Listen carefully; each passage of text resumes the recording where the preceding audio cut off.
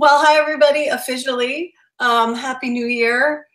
It's great to see everyone. So um, I have agreed to facilitate most of these meetings, but I do have to leave early today. I have to leave at noon because we have 2 birthday parties to go to. So I'll get things started, and then you'll have to carry on.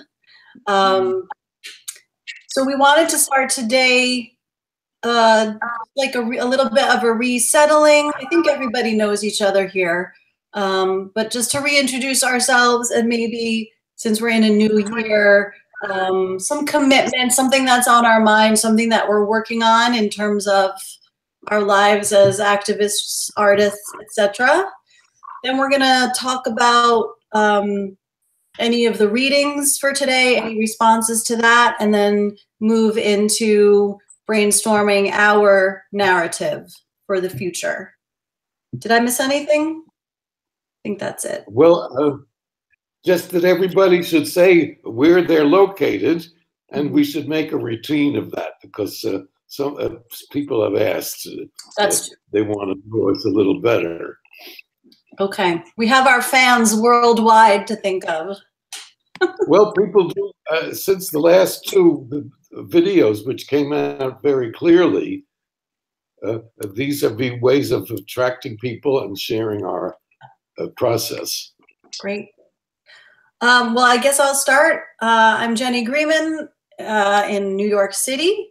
And yesterday, my husband Tim and I celebrated the Martin Luther King Day weekend by attending the first meeting of 2018 of We Act for Environmental Justice, which is celebrating, yes, David, its 30th anniversary year. They are housed around the corner from us. We have been sort of poking our heads in now and then, but became official members. Our public advocate, Letitia James, spoke, and it was a really wonderful way to start the year. So we have committed to being at their monthly meetings and joining in. You know, they do both legislative things and local struggle and activism. They're working on a community plan for developing a strip of 125th Street in East Harlem to make sure that the community voice is heard. So that's really exciting, and that's kind of my 2018 new piece, my new commitment for 2018. Also just wrote the women, and I'm getting my crew together for next week's Women's March. So breakfast up in Harlem, and then heading to the march down Central Park. Can you talk just a little about this march, its extent in the United States and elsewhere? I can't answer you that. I mean, it's the 1-year anniversary of last year's Women's March. I don't, it's the same organizers plus different partners in different places. So the School for Visual Arts is one of the major partners for the New York City piece, and some other local affiliates. I haven't heard as much. My social media feeds aren't as much a buzz as they were last year, but that's completely non-scientific reporting. So I'm not really sure what to expect. Are there any defined goals or? Yeah, so this is a year of action is the theme. So there's a goal to register, I think like a million women voters. And so it's a real push towards voting and running female candidates. Okay. As like the next step. Yeah. So that's what's happening here uptown. And your hopes or ambitions for this project for this semester that's opening? I don't know. I mean, personally, I enjoy the time that we have together. It's inspiring. I'm still finishing graduate school, so there's a lot that I still have to read and write. So I'm not, again, we'll have to see how much I contribute, but I get a lot out of taking part of the community. Fred, you want to go next? Sure, I'll go. This is Fred Murphy. I'm up here in Upper Manhattan, about 40 blocks north of Jenny. I just enjoyed an afternoon with about 40 comrades and friends yesterday, celebrating my retirement from my day job as of December 31st. So I am now I guess a full-time activist, educator, scholar, ne'er-do-well, with no visible means of support. But in a couple of weeks, we'll be starting a new study group at the Marxist Education Project on climate justice and climate fiction. We're going to branch out from our usual topics and read a novel about New York in 2140, when a third of the city is underwater and people are figuring out how to cope with new environmental reality. And my hopes and dreams for this project is that we persist through the spring and have something to present at Left Forum in June here in New York. So that's it from Upper Manhattan, New York. Thank you. Thank you for giving us a specific goal and a timeline. I'm with you. I will help you organize that, and that just inspired a little, because this project could last a lifetime or not, you know. So I think that's really useful. Thank you. Hi, Sam. Hello. Sam, we're reintroducing ourselves to each other and our worldwide audience, and sort of talking a little bit about New Year commitments in terms of our political lives, and also a hope for this semester. So good for you people. You're on the semester system. Oh, that's true. I'm in school, so since you just joined, maybe Dad, do you want to go next? Okay, I'm Richard Greenman, and for the first time I'm here online in Montpellier, France, where I'll be. Yes. Well, not cold as it is in New York, and it's not either having mudslides or fires as it is out your way, Sam. But anyway, for those that don't know me, I've been an activist and writer, socialist writer in several countries for the last 50-odd years. And I'm the convener of this project, which has been a long-time dream of mine, that if there is another world possible, we ought to be able to imagine it. And I got tired of posing that challenge to everybody else and decided together people who see the importance of having a positive message and giving people something to hope for rather than just to wish for. I think that's what distinguishes our group, is that it's reality-based, no gods, no extraterrestrials to come in and save us, and pluralistic, based on the principle that there will be many, many different forces that will any possible overcoming of capitalism and the possible emergence of full humanity on a global scale, and that the societies from it will be coherent with the movements that create it, but will generally be egalitarian, ecologically sustainable societies of justice, of caring and sharing. So I'm very, very happy. Jenny's caring. Sharing and caring, that's exactly right. Because I believe that what we learn in kindergarten is probably the most important thing. And there's even a book about that called, in any case, there you have it. France is in a very state with a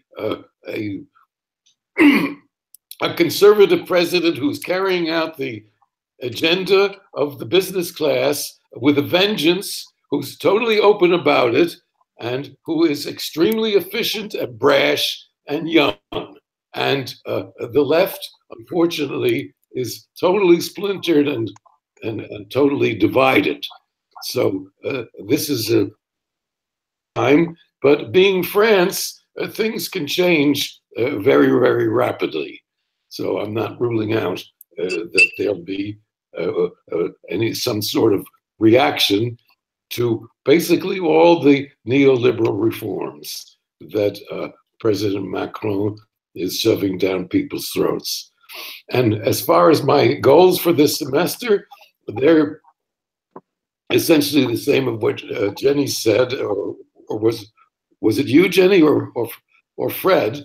The semester is going to build up to our being present at the Left Forum and sharing what we've done.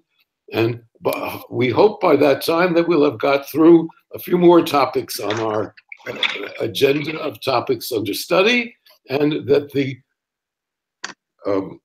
wiki, which is already looking very good, is filling itself out.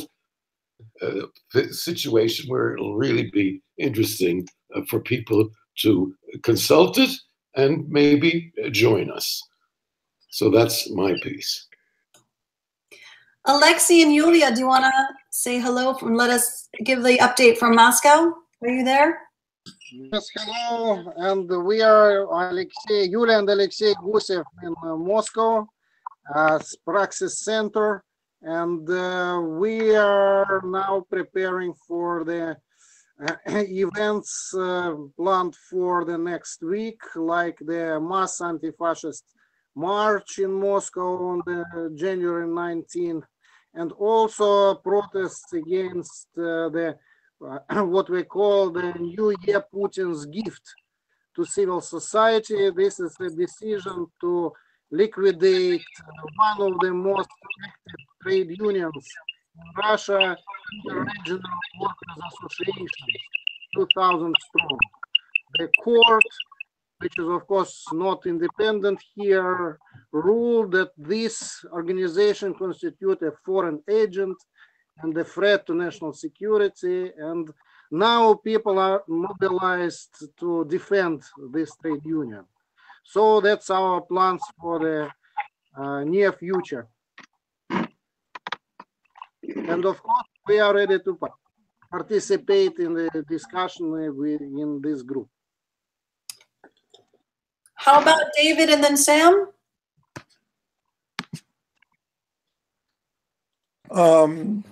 David Schwartz person is here in Washington, D.C. Hope that doesn't offend anyone.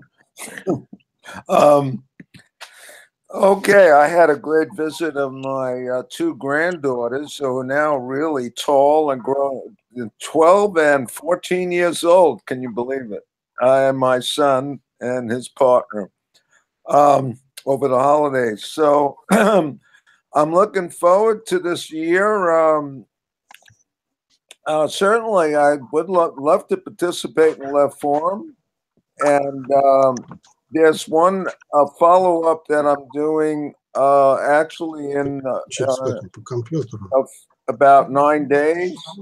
You know, I might have mentioned that I joined the Democratic Socialists of America, mainly because it's full of millennials, and now it has like over 30,000 members. And actually, they're much more radical than they were before. Like they passed a BDS resolution at their convention, which mortified some of the older members. But I'm presenting to our DC DSA on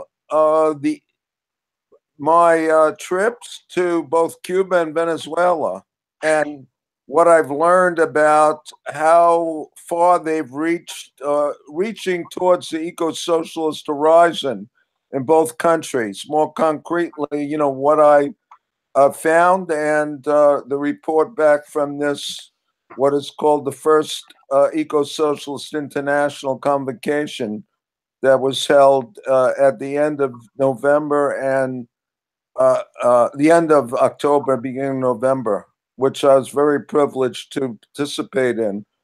And I'm looking forward this year also to participating in a degrowth conference in Sweden, which will be the end of August. So that's one thing that I've been working on, critiques of some of the degrowth thinking, which I had originally published an article back in Capitalism, Nature, Socialism several years ago on that subject. I also, Fred mentioned the novel. He didn't mention who. Kim Stanley Robinson is the author, and I had the great privilege of meeting him twice. And he is actually, calls himself an eco-socialist, by the way. So I haven't read the novel yet, but I certainly look forward to doing that. I've read most of his other earlier works. And just concluding, I agree with Richard's point that extraterrestrials won't intervene in our civilization. However, this project, I think, is a component of the global movement to prepare ourselves to enter the Galactic Club by becoming a truly mature planetary civilization. We certainly aren't that now. So that's one of the reasons I'm participating in this project. I want to finally meet them. Okay, so that's my my remarks, introductory remarks. David, David, there is a Posadist caucus of the DSA. I know. I read about that. I learned about that quite a while ago, and they were passing out flyers at the last left forum. Like that. Yeah, it's a great joke. Yeah, I don't entirely dismiss their ideas, although I think they're rather wacky in many respects. But if anyone's interested, did I post my essay that I wrote in 2010 on this subject? That's in Astrobiology magazine. I might have posted it, but I could share that if anyone's interested. Yeah, I haven't seen it. Yeah, I'll post it to listserv. Sure. David, what is a Posadist? Oh, what is a Posadist? We don't even want to go there this morning, I think. Okay. But David, if I could be so bold, can we charge you with corralling 3 live millennials to join our group? And or extraterrestrials. This could be a pyramid scheme. I certainly, look, I certainly will make an attempt. There's so much going on. It's just my head is spinning. I mean, I'm actually the chair of the Political Policy and Action Committee of the DC State Green Party, and I'm actually considering running again for the city council at large, mainly to keep our ballot status. And here's one interesting point. New York City and about 24 other communities around the country have a small donor matching system for candidates that do not take corporate money, and they take relatively small donations. And we're headed to implementing that in 2020, not in 2018. So I'm doing a staying action so we can have a really dynamic young candidate that gets on the city council. I don't expect to, but it's all very tentative anyway. Anyway, we see Lola has just joined us. I'm going to mute myself. Bonjour, Lola. Bonjour. Hi. We're reintroducing ourselves and making some sort of commitments for the new year and stating our goals or wishes for the spring together. So we'll have Sam go, and then you can jump in when he's finished. Okay. Hi, I'm Sam. I'm writing a book called Utopian Studies in Climate Change. I spent most of the holiday taking care of my mom. Well,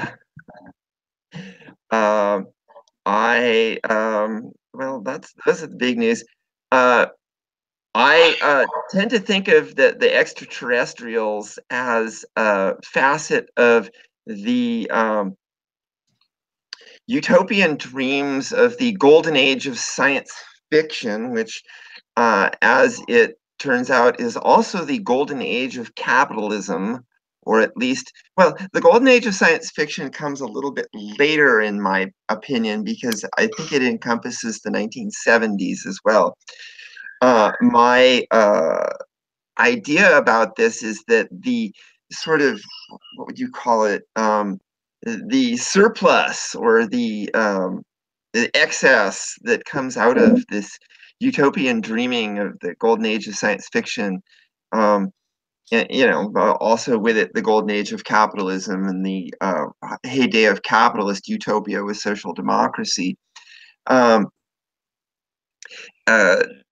also gives us good benefits, right? Because out of this we got the beginnings of ecotopia, okay, and of you know, the Goldsmith ecotopia of the, I don't know, what's it called? It's early, at least in my time zone. The eco-socialist society that Goldsmith and his group proposed as a way of avoiding disaster, and then of course, you know, ecotopia, right? So I don't know if I want to look forward to the galactic civilization. I think that I don't think that we're going to make it into outer space in any significant way without an end to capitalism, because well, if you've been taking a look at some of the stuff that's been coming out on these people they've been sending out into space for an entire year and then bringing them back to Earth, they've got all kinds of serious medical difficulties simply because they were exposed, for instance, to all kinds of X-rays in outer space that would otherwise be shielded by Earth's atmosphere. And they've had all kinds of trouble readjusting to Earth's gravity. And I just think that the capitalists would do all this junk on the cheap and let people suffer. Whereas, you know, in a socialist society, we would prepare for this. We would allow people to have reasonable lives in transit to, for instance, Mars, which, as David, you may know, that Kim Stanley Robinson wrote this trilogy of what would happen if we actually tried to terraform Mars. So I'm going to end it there. As regards the book, I have sort of expanded it to 9 chapters and have been fleshing out most of these chapters. Most significantly, the chapter on Aldous Huxley, which I spent some time working.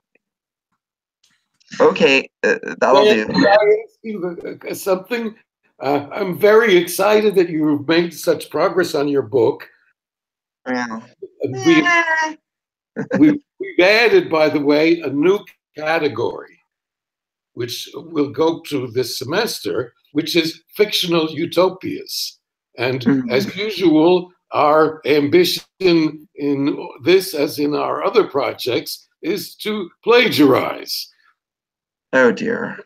To take the positive elements of a whole variety of future fictions, like the one of Huxley, which I love, The Island. The Island. Right. And also many others. And we should have a couple of sessions where we share what we know, what we've read, and particularly the project that Fred is undertaking with the Kim Stanley Robinson book. We ought to have some interaction with his class with the idea of merging that into the now sections, where there are a variety of images desirable and at least physically possible future worlds. Hey, can we get Kim Stanley Robinson to come on this session? Why not? Why not? Why not?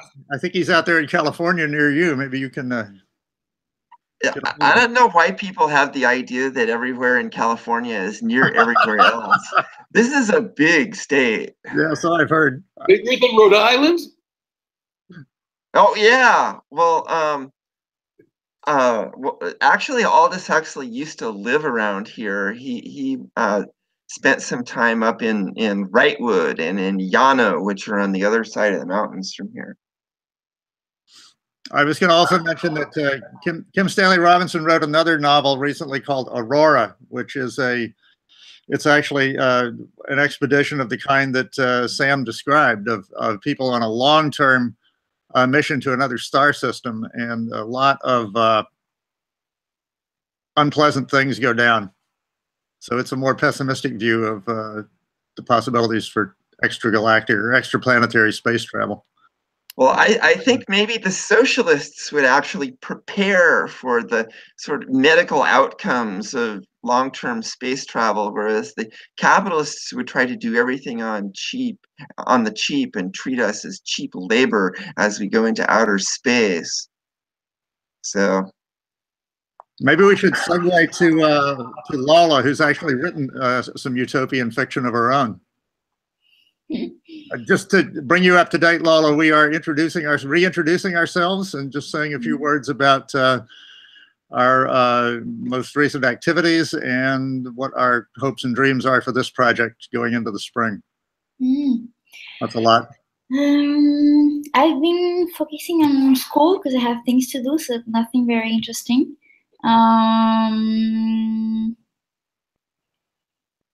My hopes for the spring, I guess, I don't know, just I hope we can organize better, maybe, and try to give more specific tasks to everyone so that it doesn't feel so overwhelming, maybe. Yeah, I hope we work together well, and that the project gets going well, and yeah. Thanks, Lola. Yeah. I would just like to speak for some of our members who unfortunately be with us today because of schedule conflicts, but are definitely coming next week when we will begin the discussion of violence and nonviolence. So starting in Morocco, Mati Monjib, the historian and leader of Freedom Now, which is the human rights organization, journalists.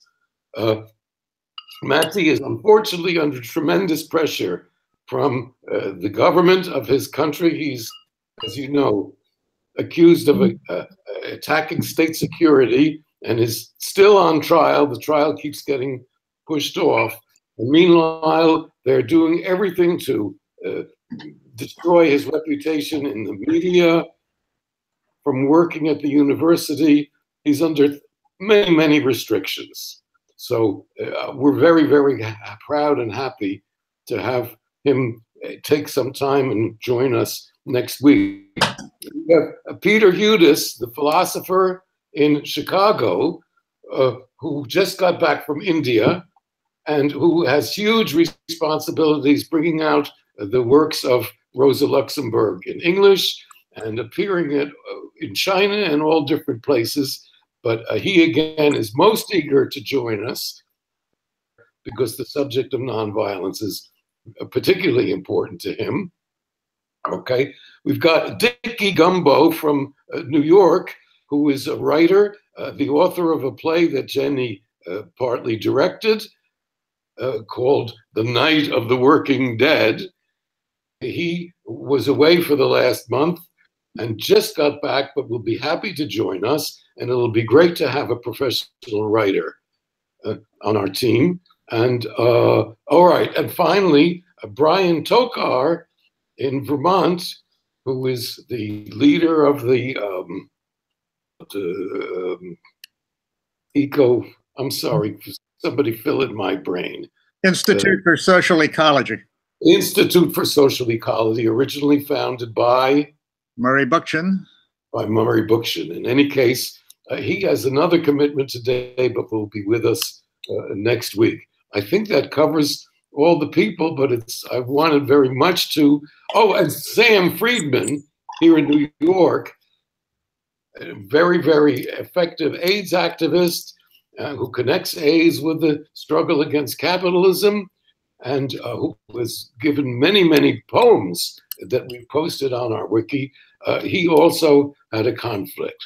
So actually, even though there are only 6 or 7 little squares at the bottom of our screens, next week will be quite a few more. Oh, and Anna.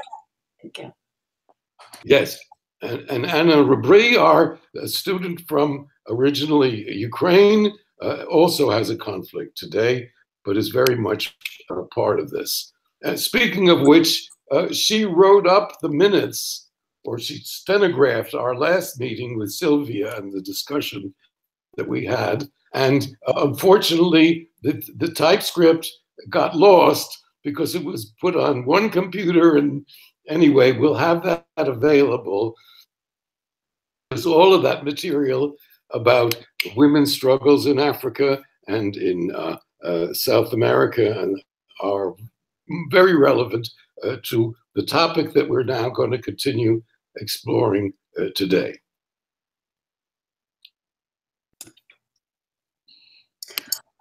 Great. So the basic idea is that we would have some feedback on any of the written pieces on the wiki or otherwise regarding this topic, and then kind of continue with imagining the how we get from here to there.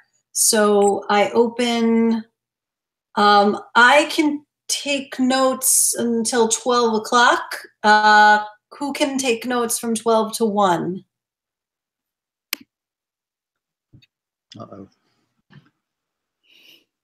Well, we can get them down. You know what? Maybe we should reverse the, all right. May I have the floor, Jenny? Okay. We had planned 2 exercises today. What we've achieved so far, if you look at the wiki on the question of women as vanguard, you'll see that the how section is very, very long. And there is a piece by Jenny about women's communities of resistance, rather long pieces by me, which I've added to this morning because I had written one about Out Your Pigs and Me Too, and predicting, you know, in our way of extrapolating from the present events into the future, that this would become a class issue. Imagines the $15 an hour movement latching on to what the celebrity women in Hollywood had launched. But history is full of strange and wonderful things that happened just after my piece was published in a couple of places, is that the Hollywood women reached out in solidarity to the working women, began to see themselves as employees, as relatively powerless, and as in the same boat as the women that are not making big money. And so we've got this wonderful movement of time is up, raising money to support poor women, bringing suits and defending themselves, and bringing the light of celebrity the struggles of Native American women and waitresses and just a whole variety. So this is a wonderful thing that happened. And it seems to me that it confirms our implicit thesis of women as a vanguard, because here these elite women have stepped over the class line themselves with the poorest and the most exploited and the most abused and the hardest working, and reached out the hand of solidarity.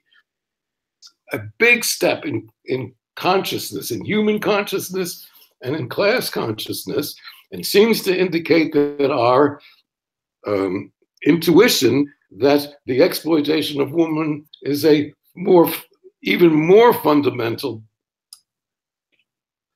part of exploitative societies. So what we had planned today is this. What's missing in our wiki is stuff about now, that is to say, 2118, and what our ideals are for the better world. And then we haven't done an awful lot about then, for the women of the past. So what we had on the agenda was to start with that, to go through the sources, the readings, and for each of us to talk about some of the readings they posted, how they could be transformed into narratives about then, the past. And the other part of it was to brainstorm about what our ideas are for the future. And that requires somebody to write down what we're saying. So I'm proposing that we do that first, so that Jenny can indeed write it down. Go do the then part in the second half of our discussion. And I just wanted to say, I looked at what we did when we brainstormed under the capitalism category, and that brainstorming session, very, very good. And the pieces were mostly short, but I could see how they could be elaborated once they were up there. So I think that's an encouraging sign that brainstorming is a good thing to do.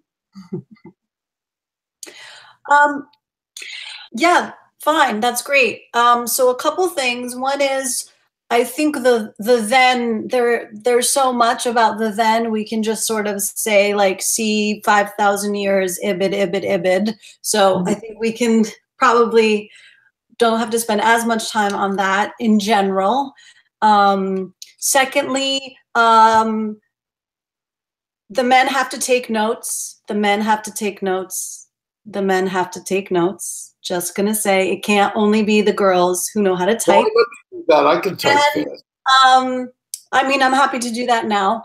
And then, yeah, I love it. So do you want to start with the now, which is our imagination of our future? Yes. And Fred, I have the wiki open. I just hit edit at the bottom of that section, correct? If you want to type in more, yes. Great, okay. That will open a window at the top with... Perfect, and I just scroll down and I'll call it now. And, oh wait, I have to do those things maybe. Well, you'll fix it later if I do something wrong. I would love, personally, to be selfish, I would love to hear from Moscow what the future life of women could look like. If you're interested, if you're ready. I don't want to put anyone on the spot.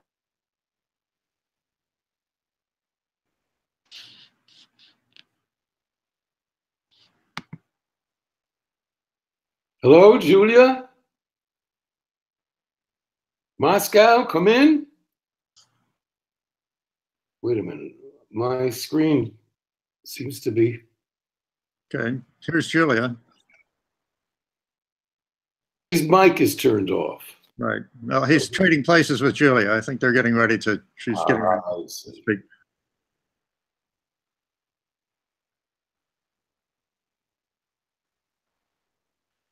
Hello, Yulia.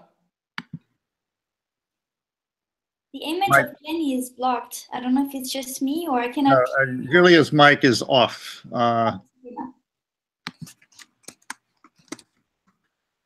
Yulia, your mic.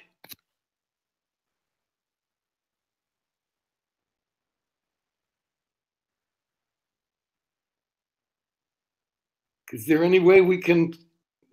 Yeah, her mic is off. I can see.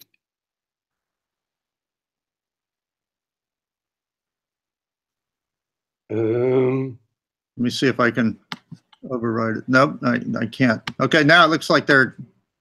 Hello, Julia. Can you hear us now? Or we can. We're ready for you if you have something to say.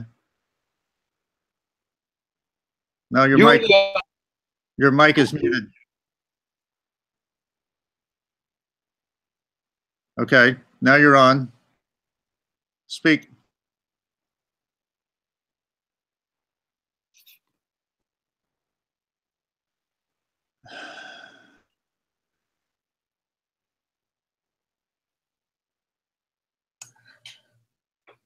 Well, oh, Yulia, do you hear us?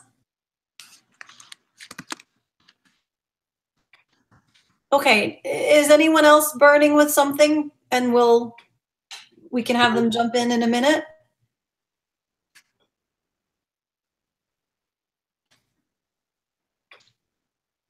Anyone else want to start? Can you guys hear me? Yes. I can hear you.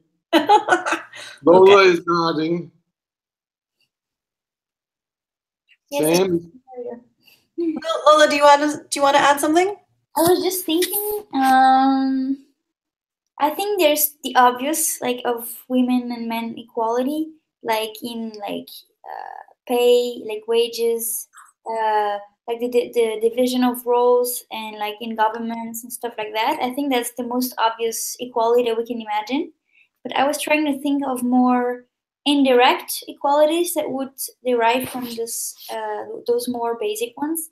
Like, for example, just in human relationships and like how we think even about what we now see as women or men qualities, that we would actually de-essentialize them and see them as qualities that just anyone can have. So I think this would have a lot of repercussions on many aspects of people's lives.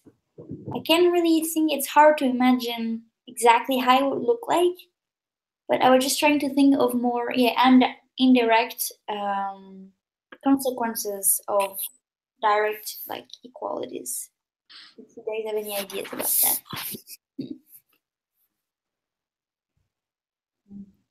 Yeah, I was thinking of this the past couple of days, Dad, after we spoke, and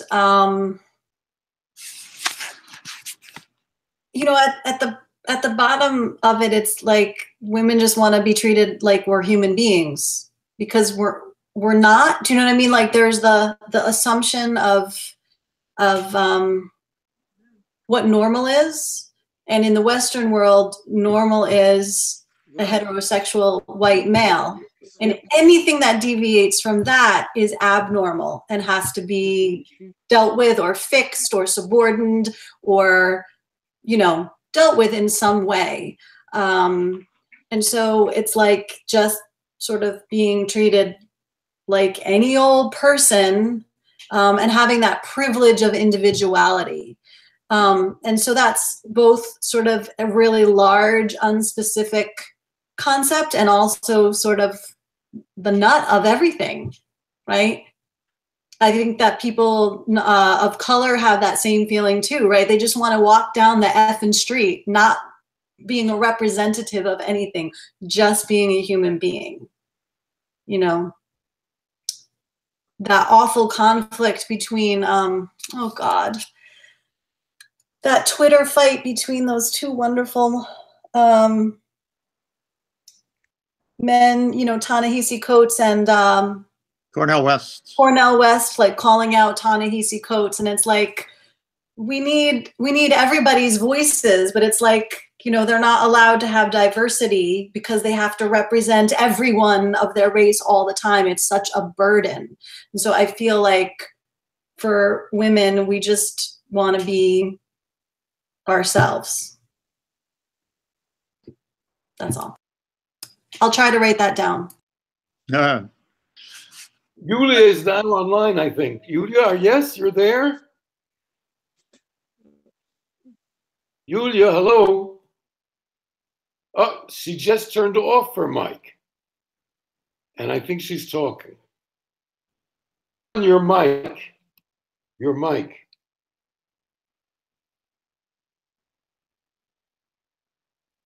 Alexei, we can't hear you from Moscow. No, that's funny because they're it was working well on their cell phone when we tried it about 10:30. But oh well. I was just gonna just to pull together what Lola and Jenny said. That on the one hand, we need to de-essentialize human qualities, and on the other hand, we need to denormalize white masculinity. So then what we need to do is figure out how to write that, how to write some sort of explication or narrative or something that illustrates that and pulls it together. I was thinking, I don't know of anything in specific terms, but I'm sure somebody else does. But there's, you know, a number of women writers of fiction who have tried to play with those notions. Marge Piercy comes to mind, probably Ursula Le Guin, maybe Doris Lessing. Richard's nodding his head, so he may be able to flesh that out a little. No, I was actually had it on my mind to ask Sam if he could just, off the top of the head, about what these women writers of future fictions have given. Whoop. Richard, we lost your mic. We lost your sound, Richard. Can't hear Richard.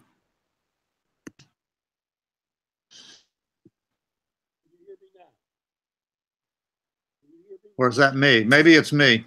No, it's not just you, but I think something is covering the sound. Yeah, we've lost Richard's sound. Now your mic is actually muted, Richard. Wait, am I back now? Okay, now yes, you're back. So yeah, there's something funny about mute and unmute. Yeah. And, okay, so I got to start where I wasn't. I was talking to myself. Okay. I was going to say that Marge Piercy and Margaret Atwood and several others have all given us various positive images of women's role in future societies. And I wanted to ask Sam, who's probably more familiar, I've read some of these books, but a long time ago, if you could just give us some of the highlights of the images that you found studying these writers. Which writers are we talking about here? Margaret Atwood, the female writers that have given positive images of women in a future society. And it doesn't have to be women too. There's also the book we were talking about, Islands. Well, Island. Margaret Atwood does not really offer us a future image of a positive future society. The Mad Adam trilogy is very much a dystopia, and Atwood manages to maintain our interest in dystopia through 3 novels. George Orwell could only manage 1. Well, I mean, you know, the main interest in 1984 is that Atwood, or that rather that George Orwell has created this new language called Newspeak, in which the idea of communication itself has been distorted to fit the ideological needs of the regime. And that's really the main interest of Orwell's 1984. I mean, the rest of it is just kind of your standard brutality and perhaps a sort of parody of the 1937 show trials in which Stalin's enemies, quote unquote, namely all the old Bolsheviks who could remember that history was not as Stalin thought it was, were put on trial and sentenced to death and executed. At any rate, Atwood's dystopia in the Mad Adam trilogy itself contains a utopia, and this is the utopia of God's gardeners, according to which the world would be redeemed after what God's gardeners imagined was the Great Flood. Okay, and so God's gardeners sort of what do you call it? It combines the community gardening movement with a sort of cult largely based upon Anglican religion, or the Anglican Church, and they've somehow infested themselves into the so-called government, which is actually a corporation. There's no government in Atwood's future. Rule is conducted directly through the, what would it called, the Health Wiser Corporation. And at any rate, God's gardeners is kind of this interesting creation. Well, you know that the main plot revolves around that the world is wiped out by this artificially created plague, and everyone takes this pill called the Bliss Plus that combines more or less Viagra and birth control and a bunch of other things. It's Atwood's sort of more perverse version of the Aldous Huxley Soma, and within this pill, the Bliss Plus contains the time release plague that is so devastating that it wipes up nearly everyone out before the scientists can find some kind of antidote or vaccine against it. And so on the other side of this pandemic that wipes out most of the human race, you have a few of God's gardeners and some people from the sort of more dystopian universe that Atwood is creating. That's Atwood. Percy has a utopia, but it's more or less one of these dream utopias that is dreamed up in the minds of one of her characters. And that one is called Mattapoisett. That's in Women on the Edge of Time. That's Marge Percy's novel. The idea of a dream utopia is, well, it goes back, way back. There's a feminist dream utopia from the sort of age of utopia, the age of utopian fiction that's called, what's it called? New Amazonia. It's by Elizabeth Burgoyne. Burgoyne Corbett, right? And this is a utopia of a world that is ruled by women. Okay, Burgoyne Corbett, I think she came out with it in 1889, if I'm correct. And her utopia accurately predicts World War I, although she mixes up the sides a bit, as prophecy is usually never really correct usually. But at any rate, the people travel around in Burgoyne Corbett's utopia through canals, right? There's canals crisscrossing the UK, and people just get in boats, and the current takes them to wherever it is they want to go. And everyone's a vegetarian, and the universal religion is this belief in a positive afterlife. And so it's a dream utopia. The protagonist of this utopia wakes up in her own time after having dreamed all of this. I don't know. Cite me some more texts. It's a little early for me right now. The Marge Percy one I remember reading, and it's quite elaborate, particularly concerning the family relationships. Remember that there are people that are parents and then people that are My favorite part of it. My favorite part of the Marge Person utopia was that the men in this utopia have boobies that lactate, and so they can feed their children. So, at any rate, showstopper. Let me interject briefly. Kim Stanley Robinson also kind of expands on that in his novel 2312, which is kind of amazing diversity of sexuality. It's unbelievable. I invite you to read 2312. I just want to make that comment. I did wanted to. I hope that Julia will join us very soon because I guess she's on now. I would like to get some kind of perspective on what gains women made in, let me use the term, real existing socialism, or if you like, real existing state capitalism. You know what I'm talking about. What gains they made both in the Soviet Union, in particular the GDR, and in terms of what we would project, to be now, which is, I guess now is 2118. It's no longer 2117, right? Okay. Folks, I'm going to have to head out for today. I've taken notes right on the wiki under how, so I encourage someone else to do it. Let's just say spelling doesn't count. Bullet points are acceptable. And I'm really sorry I missed this part because it's the most interesting, but I look forward to seeing you all next week reporting from our various marches. We can add, if we can create some space for that, I would love it. So thank you. Bye. Bye-bye. Let's try Moscow again. Julia, can you hear us now? Are you online? Or Alexei, I suppose? Yeah.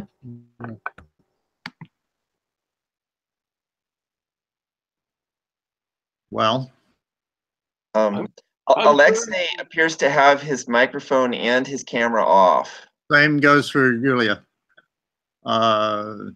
I guess they're working on it. We'll stand by and move elsewhere, which is where.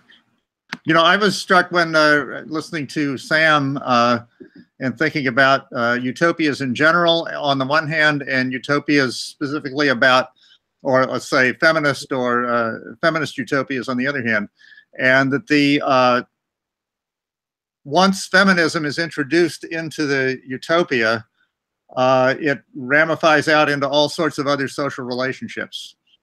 So that and this applies probably also to racially oppressed or nationally oppressed minorities in the society. Once those needs and demands are addressed and resolved, shall we say, then the consequences are immense for the entire society, and things actually improve substantially for other sectors of that world. If you get what I'm driving at, and it kind of goes back to Engels. I think it was Engels who said that or probably he was citing someone else, but the condition of women in a society is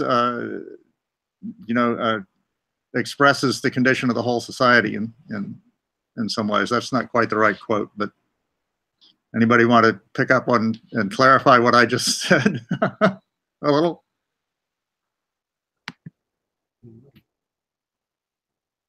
Well, I'm trying to type up at the same time, but Marx also, along these lines, saw proletariat of men, the slaves of the slaves, and pointed out that this, I think it follows with also the racial oppression, for instance, of in the United States in the post-Civil War area, the poor whites that had little to about, except that they were placed above the blacks. Does that go with your idea? Mhm. Well, you could also read it in Charlotte Perkins Gilman's Her Land, right, which is a utopia composed entirely of women, right, where the only people in the society were women. Although in that utopia, the women reproduced their own kind through parthenogenesis, which is well, okay, work out the math for yourself. I'm not really quite sure how that would go.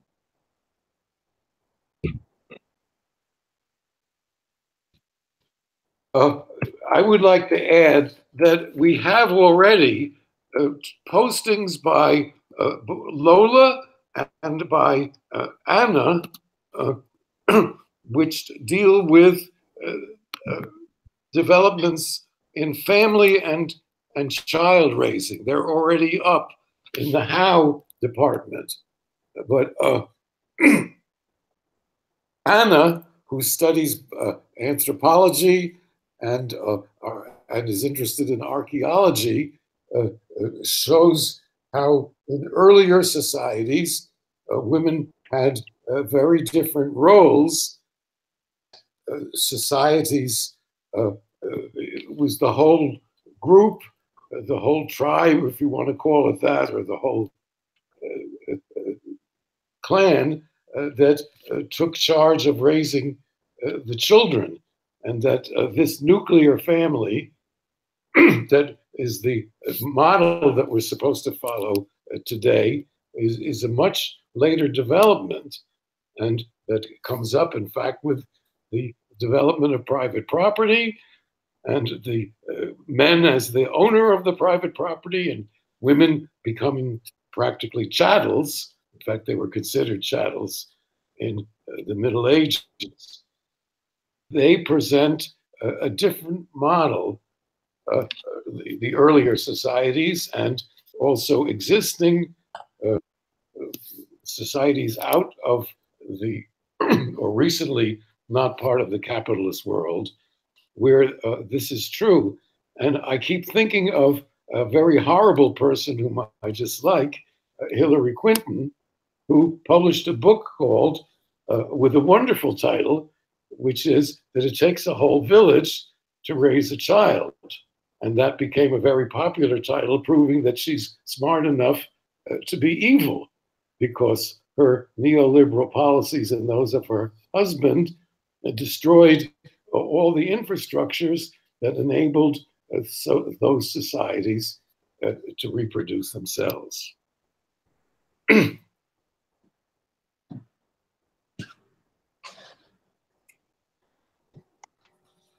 Could I recommend two books that deal with some of the theory that we're talking about? One I mentioned at the hangout with Sylvia Federici, and I'm holding it up, Social Reproduction Theory. It has a forward by Lisa Vogel, this Pluto Press.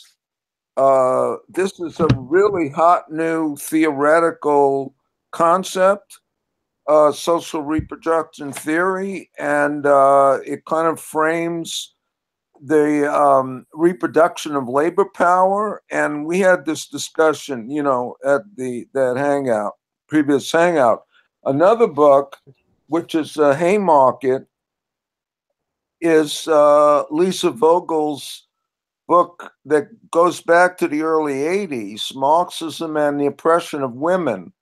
But it has a very interesting introduction by Susan Ferguson and David McNally. And so I'm just getting into this, and I would recommend, if one starts from a Marxist point of view, which certainly isn't, which is certainly subject to critique, a certain theoretical work follows out of that. And that was really what Lisa Vogel attempted to do from Capital, but going beyond that framework, and that sort of led into social reproduction theory. So I just wanted to mention that as potential sources that we might reflect on. I also wanted to just say one more thing about Kim Stanley Robinson. He still sort of comes from a somewhat neo-Malthusian perspective and projected into the future. Although he, unlike many of the science fiction writers, he kind of identifies more with utopia rather than dystopia, which is very refreshing, by the way, because we have too much really dystopian science fiction now. We need more utopia to enliven and let's say inspire the new generation. What does dystopia do? It just pushes people back into escapism. So those are my just quick comments there. I'm going to mute again.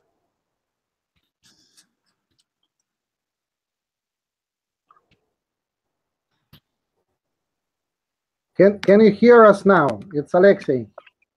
Yes. Yes. Okay, so we are back with Yulia. Okay, so on the question of and so on. Now the most is the scandal with harassment in the Western countries, but as news in it actually, because they are of different nature.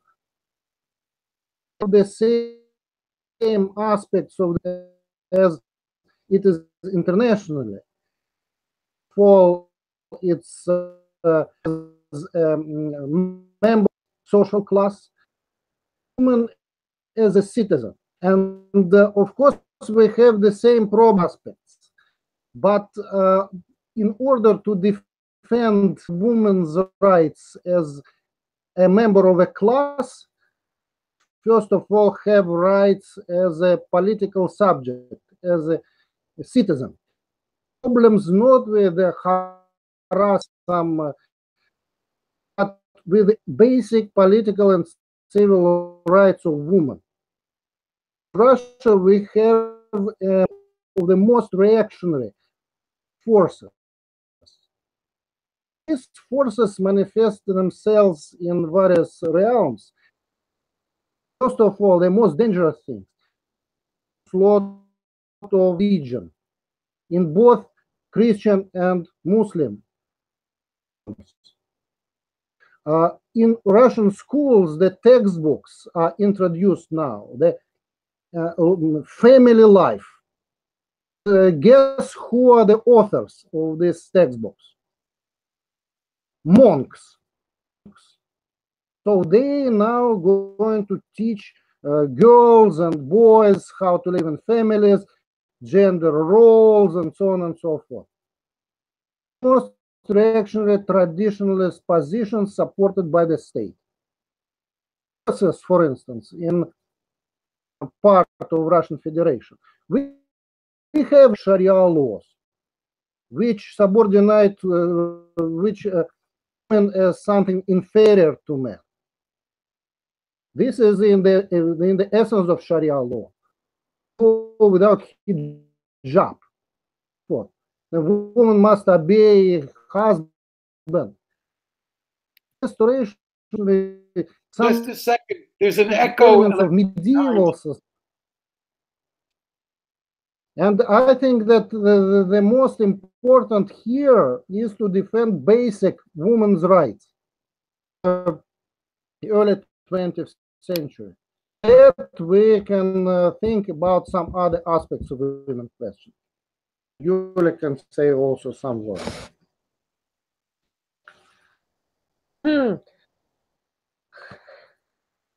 À l'encontre d'Alexis, moi, je pense que le harassement sexuel est une partie de cette tradition patriarcale, une partie intégrale. Patriarcale qui se développe maintenant en Russie. Donc, à mon avis, donc je salue l'exemple des stars de cinéma américains qui ont lutté, qui ont élevé leur voix. Et les femmes justes doivent faire en fait la même chose tout en luttant pour leurs droits civils parce que ce sont des luttes inséparables. Sans humilier quand on lui fait des propositions du genre, etc. Ça l'humilie, ça l'empêche de travailler, ça l'empêche de... Bon. Can you translate? Julia, tu veux que je te traduise? Ah oui, oui. Il faut que... Alors, mais recommence, général, mais parle par petites bribes que je traduise. Recommence, s'il te plaît.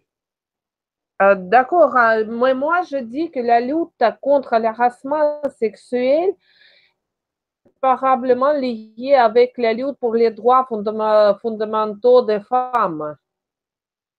That the struggle is coincidental or essential to the struggle of rights of women.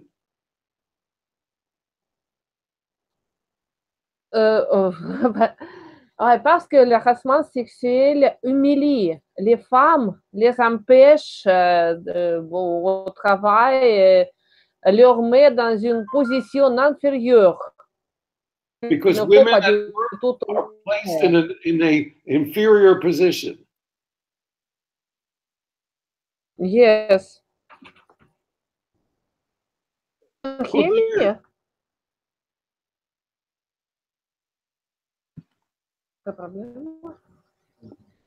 Continue, Julia. I have a suggestion.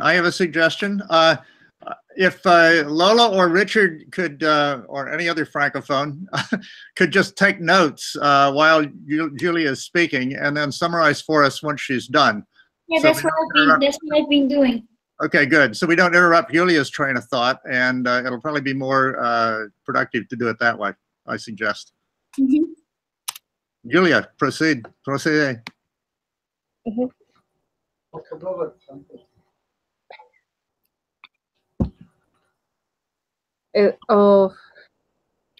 Un bon exemple a été montré par les femmes pendant les derniers mouvements, les derniers soulèvements en Iran, que, à mon avis, c'est un mouvement de portée révolutionnaire.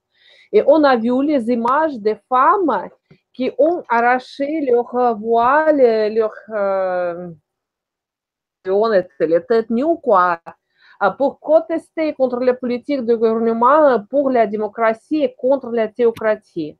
Donc, c'est un exemple très important. Ensuite, je suis d'accord avec Alexis que, peut-être avec Marx aussi, que la libération des femmes s'effectuera en même temps que la libération de la classe, l'émancipation de la classe travailleuse. Voilà. Voilà pour les perspectives pour l'avenir. Do you want me to translate now, or? Sure, that would be great. Okay, so I may have missed a few things, so Richard, feel free to jump in if I did. She basically gave the example of the woman in Iran who helped the revolution by like destroying their I don't know how you say it, their cover, their head cover, Their veils. Mm-hmm. So to protest against the government and the theocracy, for example, she thinks it's a very important example to show that the liberation of women has to come with the emancipation of all working class. I think that's the summarize it.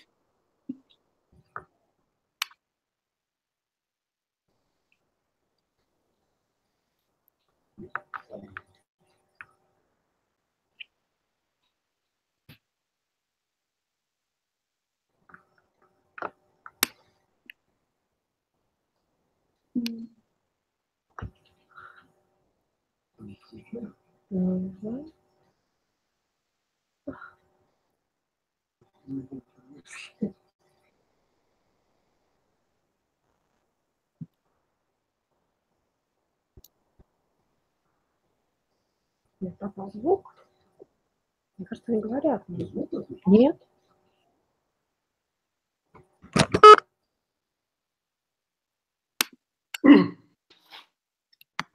Well, we have a lot of dead air. Yes. Well, maybe, am I audible here? Yes. Maybe we could move on, but in the same mode. The second part of our discussion, which is to look at the articles, the source articles that we posted. There's a whole big page of sources, and see how they could be developed and turned into narrative material in the pattern of then, now, and how. And so what I'd like to suggest is that we each take one or more of the articles that we posted or that impressed us when we read this, the readings that were posted, and summarize them briefly, and then how they could be developed as narratives, and then for next time, transform them from articles in the New York Times or some other place into kinds of pieces that fit right in. And I've noticed, by the way, that what we have under how are a variety of different events and viewpoints, and they could all be mixed together. That is to say, people could place bringing right in the middle and say, meanwhile, while this was happening, that was happening. So you want to take a look at that? Would someone start with an article that they posted or that they read? You could put up there's a doc called Women's Sources that's in the Dropbox. I put it up here, but I don't know how to make it visible for everybody.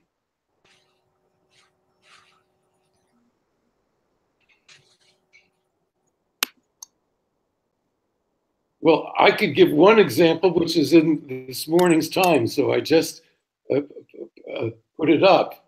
But this is the case in Kenya, where the most egregious form of abuse of women routinely still takes places in villages, which is the clitorectomy, the surgical, or not surgical, but folk surgical extraction of the clitoris from young girls.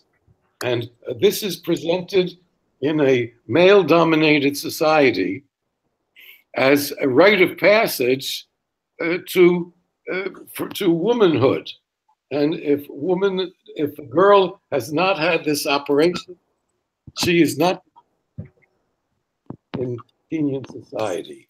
Now, this was outlawed officially, but in fact, continues to take place all over the country, especially in villages and more away from urban centers. And what happens is that older women, but under the supervision or the orders of the leaders, the group leaders who are men, they grab these young girls and hold them down and perform under very unhygienic conditions an operation which often leads to permanent injury and to death. And the children who are prepubescent and who don't have any experience of sexual autonomy tend to mainly accept this as inevitable, just as in both Jewish and Islamic societies, which consists of just removing a useless piece of tissue that doesn't affect sensation, it's seen as a parallel. But of course, it isn't a parallel at all.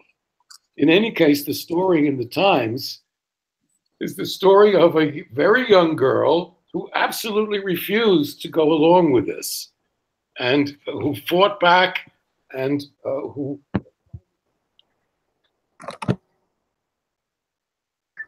arguing and negotiating with her own father, her own family, and the authorities in her village. And at first she was shunned and treated very badly, but she continued to propagandize, and more and more young girls came around and joined her. Movement developed. Finally, she was taken before the parliament or some big public forum, and in any case, it has definitely slowed down, if not eliminated, this practice. And so what is happening is that the girls that succeed in refusing to submit are now going to high school and becoming independent. And instead of being so-called circumcised, they excised at an early age and then married off to some horny old man for the rest of her life. They begin to have ideas of their own and lives of their own. And what this suggests is that this practice is in effect an attack on female autonomy, removing from girls' bodies the possibility of autonomous sexuality, of self-generated pleasure. The whole autonomy of women is in fact removed. So to me, this was a very, very important article, especially since here in France, where I live, controversy about this. Of course, the government forbids these operations from happening, but very often girls that are taken home to Algeria or wherever other places for a vacation, they're grabbed by their aunts and their cousins and held down and subjected to this horrible operation. And then there is controversy, including among feminists, as to whether we Westerners have the right to judge these things.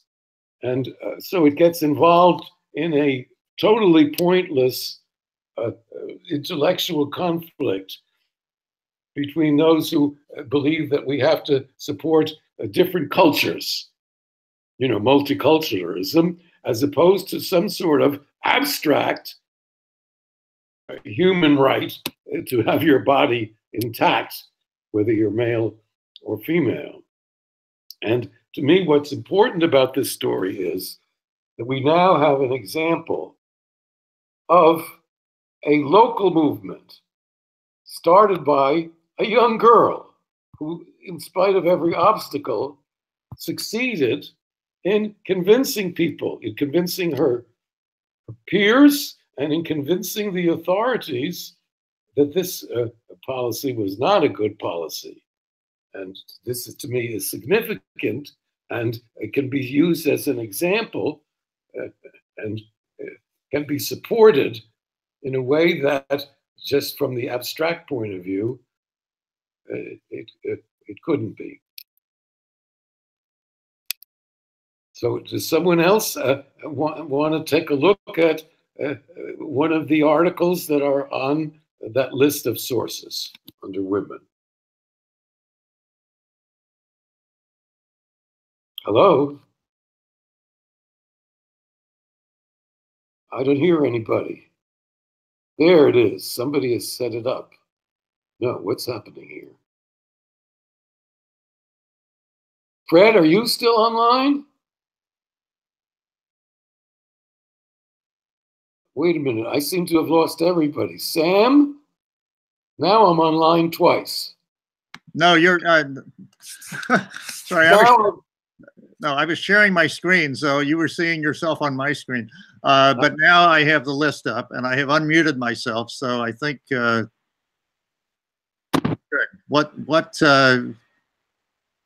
in the women texts list here. So well, the one that has the summaries, called the one on the top, called sources.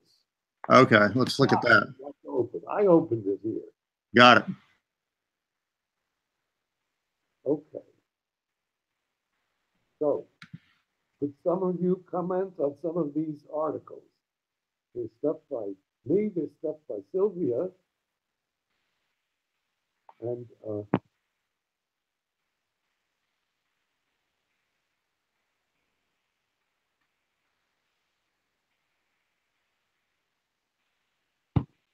this is an amazing article here that's summarized.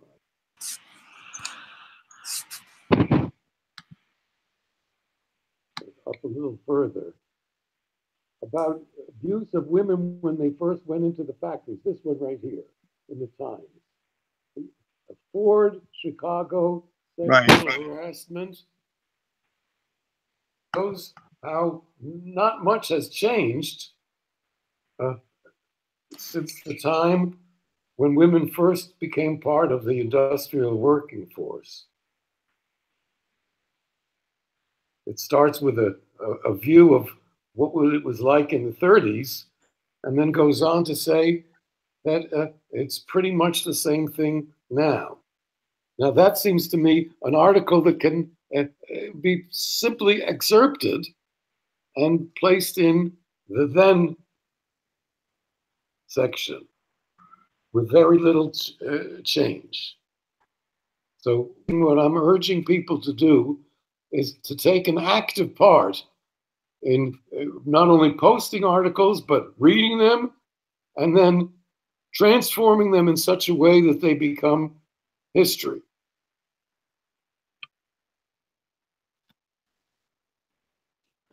Could someone else continue, please? I have to admit that I did not read the articles in preparation. Yes, I plead guilty. I lost track of this process, but I do want to. I did read Sylvia Federici's Caliban and the Witch, and some of our other writings. But I do want to just share something that I think is part of the history of the role of women in the labor movement in Britain. And this came out of a Netflix series called Peaky Blinders, which is a quite violent account of the history, an imagined history of a gang in Manchester, UK. I found it thoroughly enjoyable, I have to admit. But one of the major characters in this series is Jessie Eden, who was a real life person who organized women in a huge general strike back in the 1931, I believe. And she also participated in the earlier general strike in what was in 1926. I might have got that date wrong. Yeah, she was an outstanding communist or labor organizer who was active throughout her life in these activities. She became a tenants organizer. I invite you to, and I'll send a really nice bio of her. But she's a featured character in in this Peaky Blinders. A next season is going to be 2019. I actually sat through 4 seasons of this over the holidays. I plead guilty to wasting my time. But look, we all have to, get some distraction sometime. But there was a very progressive messages that came out that bear on our topic. And her role, people, I saw some of the comments on one of the series where the women who were working for this gang walked out in a general strike, joining the communist-led movement to lay down, to stop working. What came out of this was also the struggle for equal wages and for the struggle against being abused at work and so forth. It was quite powerful. And as much of popular culture that we see today, even coming out of Hollywood, there is some progressive side to it. It's not totally reactionary by any means. And we should see this again, in a part of Ernst Bloch theory of prefiguration, that these the resistance to capital it's expressed certainly in popular culture, even in corporate popular culture. So I wanted to share that and for this discussion.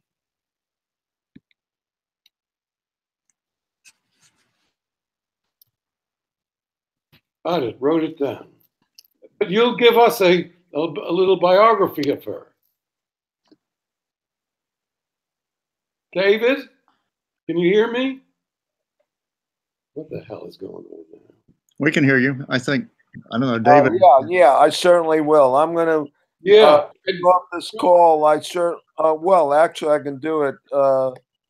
Send it to our listserv. Yes, you could do that, or you could just post it onto the wiki. Yeah, I could do that too. Into something that that fits the formula of then and now. Yes.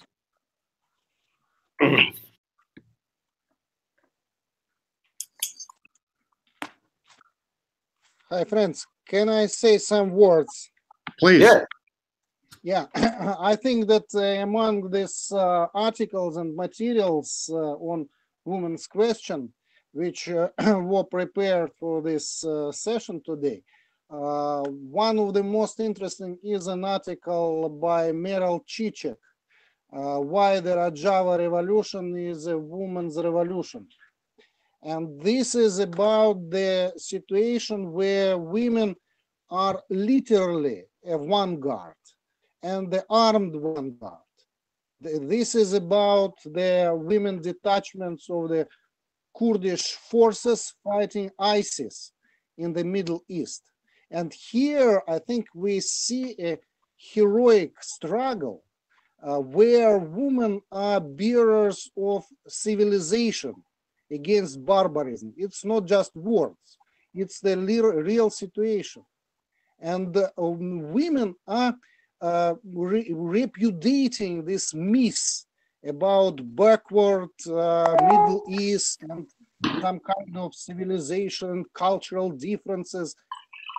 All women in all parts of the world basically fight for the same things, same values.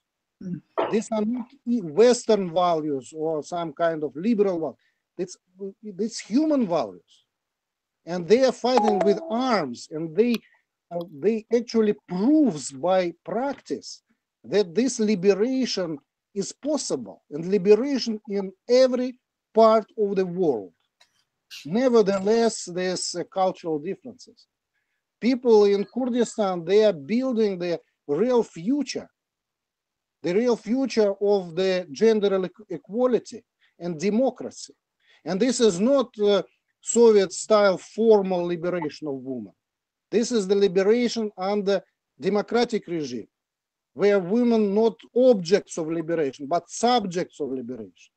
And this is very important experience. And I would be very glad if we invite some person with a first-hand experience of what is happening in Kurdistan now, in regarding to women's struggles and the struggles of the Kurdish people in general. Well, Anna is working on that topic and has many connections with it, so we could ask her to undertake this. And Harry also is involved. Let me say that in Venezuela, I met a young man who is part of an ecology movement representing the people of Kurdistan, and he was very vocal about the efforts that Alexei was mentioning regarding the position of women. Of course, it comes out of the theory of Öcalan and some of his most recent publications. And I am in email contact with this guy. It's a man, but I could certainly follow this up. And he's living in Frankfurt, but I can follow up this suggestion. Yeah, thank you, David. And we also here have some comrades, the anthropologists, but left-wing anthropologists, who just visited Kurdistan, and they published a collection of articles about this Kurdish revolution. Probably they will be interested to join us.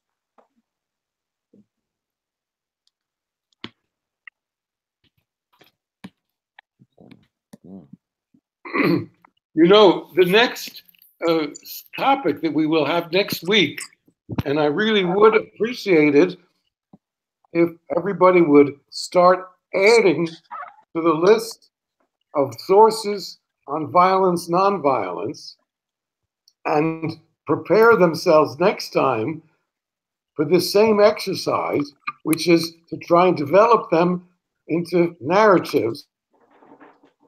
But we have a very interesting topic here, because on the one hand, there's the question of violence and the idea that turning a struggle, a democratic struggle like the one in Syria, into an armed struggle has led to a total degeneration on the one hand. And then on the other hand, our deep sympathy for the Kurdish women and the Kurdish cause in general. And so this is really a kind of conflict on the issue of violence and violent struggle that would be a very nuanced way of trying to deal with how do we include them both.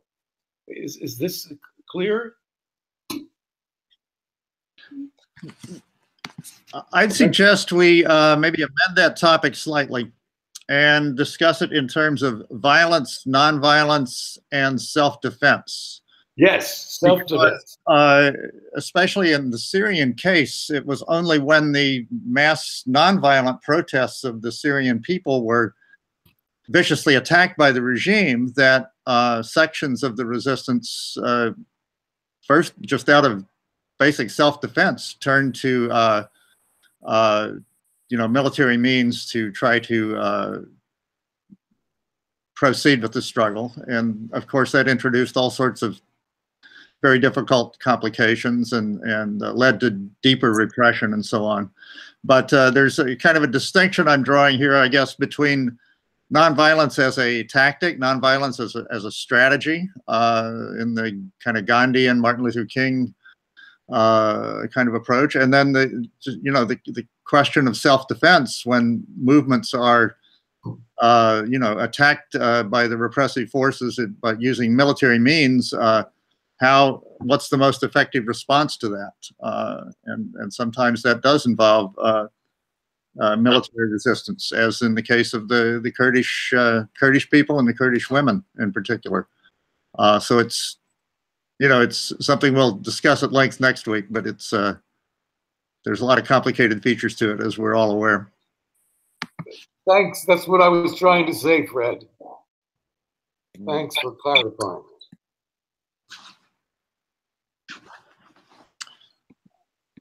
Have we reached an impasse this morning, or are we? Apparently.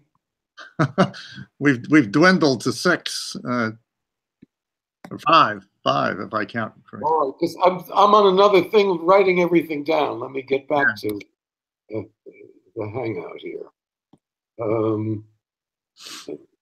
Lola, have you got something to add at this point?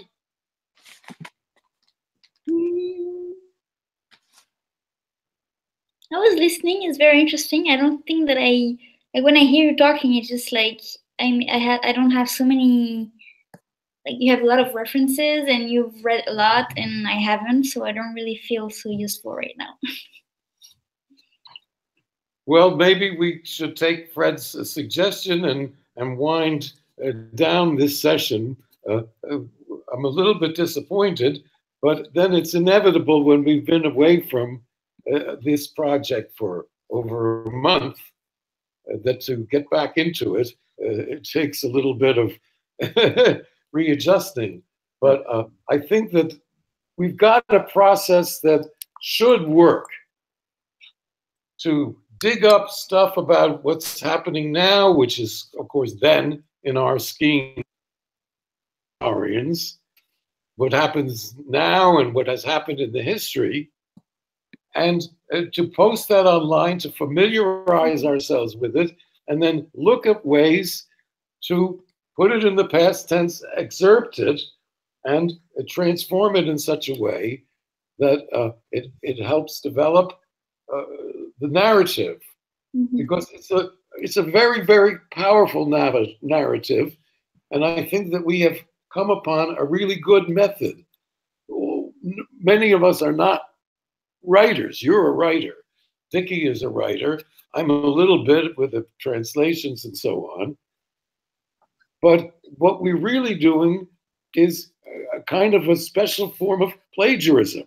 That is to say, we're taking real events, and it was that was all I meant, by the way, about gods and extraterrestrials, is that our basis is our project is a reality-based project, and that by looking at reports and other people's histories, we can place them in the context, and it becomes very, very powerful. When we look across the bottom line of all of these topics in the then department, just take a look at the wiki as it's developed. There are a lot of things that we've already covered, and some of them are well covered in the then, some in the how, and a few in the now. But if you read across the then, you'll see a wonderful indictment of capitalist society, which is Thomas More used in the introduction to his Utopia, where the traveler talks about England, where sheep eat men. And he's talking about the enclosures that have driven the peasants off the land in order to have profitable using grazing sheep and making wool. And so this, unless there's an indictment of past society, then our idea of a different, better society doesn't make too much sense. The ways of leading from there to here. So let's try and focus on gathering the sources, assimilating them, and transforming them. Maybe if each of us would just commit can't hear you, Richard. I said, hello? Hello? Something happened to your mic, Richard. Uh-oh. Oh, now you're back. All right. I don't understand, but you can hear me. That's great. Yes. All right. I'm suggesting that we each make a commitment, and it doesn't have to be more than a paragraph or two. I'm not asking everybody to write War and Peace, but everyone take one article, one incident, one thing that happened in the past, or one thing that's happening now that can be extrapolated, and put it in our format and post it and see if we don't make better progress that way, with each one of us having something to contribute. Mhm. And I suggest that when you do so, send an email to the Google group so that we know that it's there. Since there's no automatic notification in the wiki itself. Oh, right. Well, Fred, you and I can work on that this week. We'll send out a reminder on how to do that, because even I'm not sure what to do. Right. It's just okay. Well, okay. I think we're complete for the morning. I think we've done as good a job as we could with a small crew and coming back from a long, long break. And I look forward to seeing you and a whole bunch of other people coming up next week. Okay.